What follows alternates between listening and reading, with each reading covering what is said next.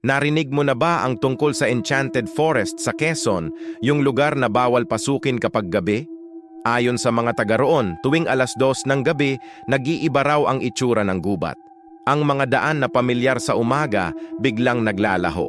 At kung ipipilit mong pumasok, maliligaw ka kahit kabisado mo ang lugar. May mga kwento ng hikers at mga ngahoy na di na nakauwi at nang matagpuan pagkalipas ng ilang araw, tulala at parang wala sa sarili. Sabi ng matatanda, lugar daw ito ng mga engkanto, mga tagapangalaga ng kagubatan na ayaw ng istorbo. May nagsasabing nakakita ng liwanag na lumulutang sa hangin at mga tinig na nag-aanyaya. Halika rito.